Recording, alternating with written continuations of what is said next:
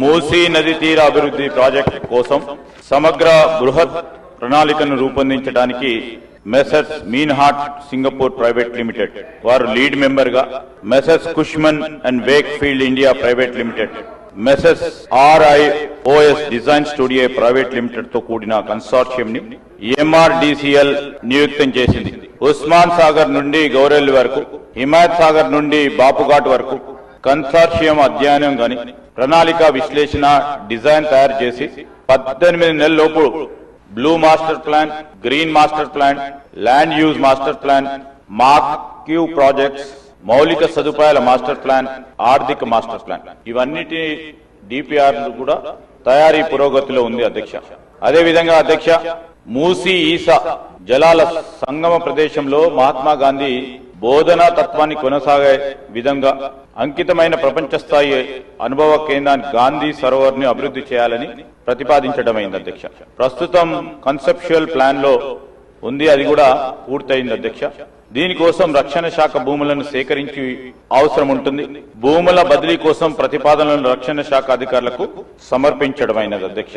మూడోది అధ్యక్ష, ప్రాజెక్ట్ కి 5 జోన్లు అనగా zone 1, zone 2, zone 3, zone 4, zone 5 గా విభజించడమైనది.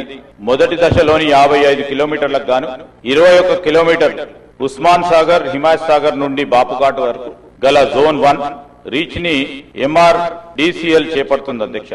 ఆసియా అభివృద్ధి బ్యాంక్ ADB 4100 కోట్ల దాదాపు 500 మిలియన్ల USD నిధులను ఇవ్వడానికి సూచనప్రాయంగా అంగీకరించింది. జోన్ 1 కోసం DPR తయారీ పురోగతిలో ఉంది.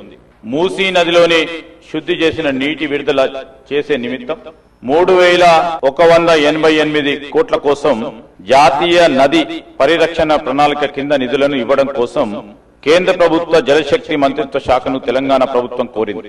ప్రాథమిక ప్రాజెక్టు నివేదిక PPR ను సమర్పించడమైంది. కేంద్ర ప్రభుత్వం నుండి అనుమతి అందిన మీదట DPR ను తయారు చేసి కేంద్ర ప్రభుత్వానికి సమర్పించడం జరుగుతుంది.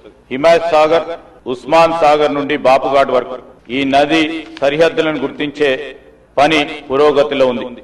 సమగ్ర బృహత్ ప్రణాళికలో భాగంగా పర్యాటకులకు పూర్తి స్థాయి సౌకర్యాలతో పాటు నది వెంబడి పర్యాటక ఆకర్షణ, వినోద ప్రదేశాల్లో బ్లూ, గ్రీన్ మాస్టర్ ప్లాన్ ను ఆలోచన చేస్తా ఉన్నాం.